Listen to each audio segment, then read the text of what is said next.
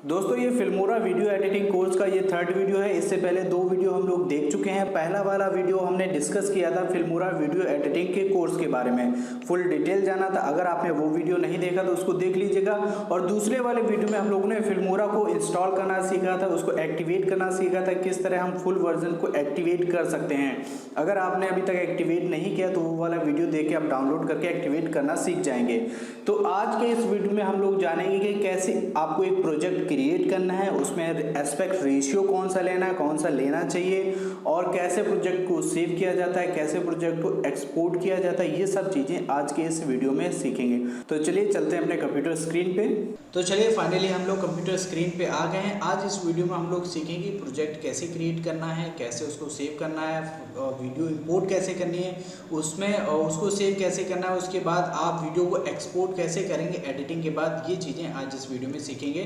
तो चलिए इसके लिए हम फिल्मोरा 9 को ओपन कर ले रहे हैं। ठीक है, यहाँ से आपको स्क्रीन आ जाएगी, एक वेलकम स्क्रीन। यहाँ पे देखिए न्यू प्रोजेक्ट मान लीजिए आप स्टार्टिंग से कोई वीडियो एडिटिंग करना चाहते हैं तो ये न्यू प्रोजेक्ट है। ओपन प्रोजेक्ट मान लीजिए आपने कोई भी वीडियो पहले से एडिट कर रखी है, यानी कि अभी आपने पूरी उसको एक्सपोर्ट नहीं किया, कंप्लीट नहीं किया, तो यहाँ से उसको ओपन कर सकते हैं। देखिए मैंने ये पहले से ही इन पे वर्क कर रखा है और ये प्रोजेक्ट सेव कर रखे हैं। अगर मुझे इस पर दोबारा वर्क करना हो तो मैं डायरेक्ट यहाँ से क्लिक करके उसको ओपन कर सकता हूँ। ठीक है, यहाँ से भी ओपन कर सकता हूँ। लेकिन हम प्रोजेक्ट क्रिएट करेंगे एक नया।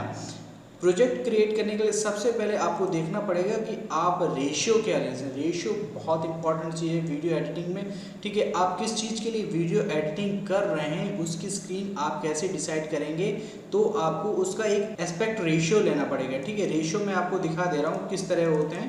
ये देखिए, अगर आप 4:5 लेते हैं तो आपका ये मोबाइल है, ये आपकी वीडियो इस तरह आपको शो होगी। अगर 2:3 लेते हैं तो आपको थोड़ा सा गैप छोड़ के इतने पे आपकी वीडियो प्ले होगी। अगर 9:16 लेते हैं, ये ज़्यादातर वो लोग लेते हैं जो मान लीजिए टिकटॉक अभी चल रहा था, टिकटॉक की वीडियो बना रहे थे, जो अभी इस समय चल रहा है एक स्नैक वीडियो, यानी कि जो वर्टिकली वीडियो देखते हैं पूरे मोबाइल को इस तरह करके, तो वो 9:16 लेंगे। अगर जो इंस्टाग्राम के लिए बनाते हैं, फेसबुक के लिए बनाते हैं, वो 1:1 लेंगे। और जो लैंडस्केप में देखना चाहते हैं, यूट्यूब के लिए बना रहे हैं और मोबाइल में इस तरह लैंडस्केप करके मोबाइल में पूरी वीडियो हम देख सकते हैं, वो रेशियो होता है 16:9। ये ज़्यादातर लोग लेते हैं, वही हम भी लेंगे। तो ठीक है, यहाँ से हम 16:9 लेंगे क्योंकि हम यूट्यूब के लिए वीडियो बना रहे हैं। अगर आप इंस्टाग्राम के लिए बना रहे हैं इसको सिलेक्ट कर सकते हैं। ठीक है, हम 16:9 लेंगे, इस पर क्लिक कर देंगे, ये सिलेक्ट हो जाएगा। यहाँ पे न्यू प्रोजेक्ट ओपन हो गया। ठीक है, अब आप इसको चेक करना चाहें, यहाँ से फाइल में जाके यहाँ पे प्रोजेक्ट सेटिंग में जाएंगे। यहाँ पे आपको दिखा देगा 16:9 आपने ले रखा है। आपका पिक्सल रेजोल्यूशन कितना है, 1920 1018। आप इसको कम भी कर सकते हैं। ठीक है, 1280 720 भी कर सकते हैं। ये HD रहता है, लेकिन ये आपका फुल HD रहता है। तो मोस्टली जो वीडियो आप करेंगे आप इस पे कर सकते हैं और आप इस पे भी कर सकते हैं। अगर आपका सेट हाई कॉन्फ़िगरेशन का है तो मोबाइल, तो आप इस पे भी कर सकते हैं, इस पे भी कर सकते हैं। ठीक है, तो हम इस पे करेंगे नॉर्मली पे, ताकि हम इस पे एडिट भी कर लें और बहुत से जो स्मार्टफोन है उसमें चल भी जाए।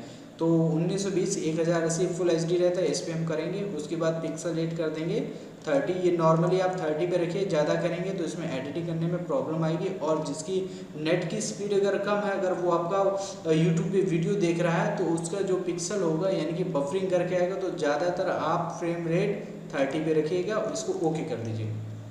ठीक है, ये आपकी सेटिंग यहाँ से स्टार्ट हो गई। अब आपको कुछ नहीं करना। अब मान लीजिए आपको वो वीडियो इंपोर्ट करना है।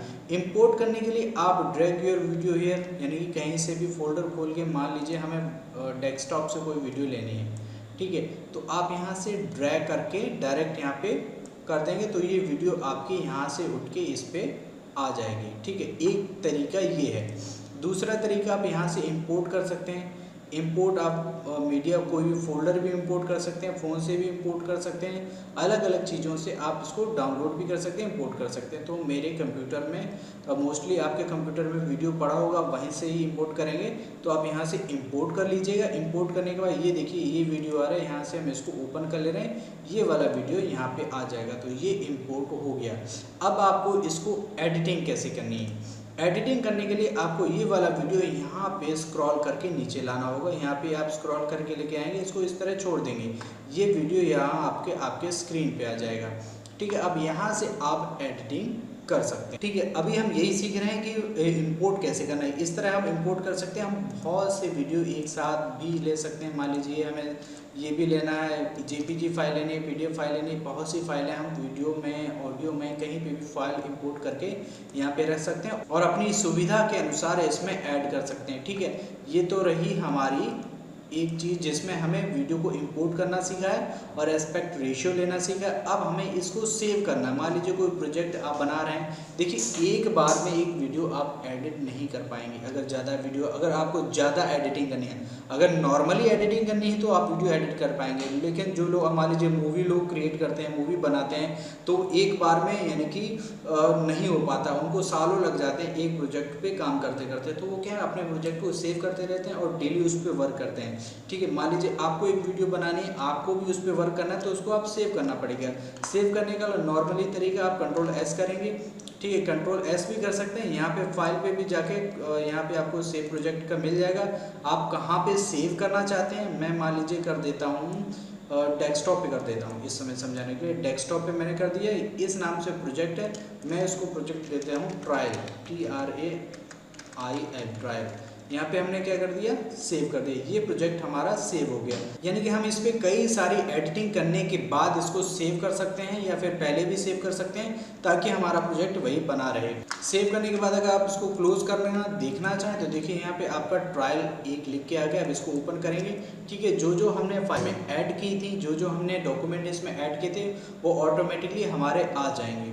ठीक है, ये देखिए, ठीक है ट्रायल, और ये देखिए हमारा वही प्रोजेक्ट ओपन होके आ गया। यानी कि इस तरह आप प्रोजेक्ट को सेव कर सकते हैं। सेव करने के बाद एक्सपोर्ट की बारी आती है। यहाँ पे एक्सपोर्ट करेंगे। एक्सपोर्ट करने के बाद आप यहाँ पे नेम दे देंगे, कौन सा वीडियो है उसका नेम क्या है, आप एक्सपोर्ट कहाँ करना चाहते हैं, यहाँ से उसकी लोकेशन सेलेक्ट कर लेंगे। हम डेस्कटॉप पे सेलेक्ट फोल्डर कर लेंगे। उसके बाद ये आपको ऑलरेडी रहेगा, ये भी आपको ऑलरेडी रहेगा। आप यहाँ से सेटिंग में जाके जो भी सेटिंग आप करना चाहें कर सकते हैं। मोस्टली आप बेस्ट पे रखिएगा, आपकी जो वीडियो क्वालिटी रहेगी बेस्ट रहेगी, और इसको हाई पे ही रखिएगा, इसको इसी पे कर दीजिएगा। उसके बाद रेजोल्यूशन आप इतने ही रहने दीजिएगा, फ्रेम रेट आप 30 रखिएगा, उसको आप यहाँ से ओके कर दीजिएगा। उसके बाद आप यहाँ से एक्सपोर्ट करना स्टार्ट कर दीजिए। यहाँ पे आपका प्रीव्यू दिखाता रहेगा, यहाँ से आपकी वीडियो एक्सपोर्ट होना स्टार्ट हो जाएगी। ठीक है, ये तो रही आप किस तरह एक्सपोर्ट करेंगे। तो आज हमने क्या क्या सीखा, आज हमने सीखा एस्पेक्ट रेशियो कैसे लेते हैं। ठीक है, उसके बाद सीखा इंपोर्ट कैसे कर सकते हैं, उसके बाद सेव प्रोजेक्ट करना सीखा, उसके बाद एक्सपोर्ट करना सीखा। नेक्स्ट वीडियो में हम लोग एडिटिंग करेंगे। तो इस वीडियो में आप लोग सीख गए होंगे कि किस तरह आप प्रोजेक्ट को सेव करेंगे, इंपोर्ट कैसे करेंगे, एस्पेक्ट रेशियो कैसे लेंगे। अगले वीडियो में हम लोग जानेंगे कि टाइमलाइन क्या होती है, टाइमलाइन के बारे में सीखेंगे। तो अगर आपने अभी तक चैनल सब्सक्राइब नहीं किया तो सब्सक्राइब कर दीजिएगा, बेल आइकन को प्रेस कर दीजिएगा, ताकि इससे रिलेटेड कोई भी वीडियो आए तो उसका नोटिफिकेशन आपको मिल जाए। तो मिलते हैं नेक्स्ट वीडियो में, तब तक के लिए जय हिंद।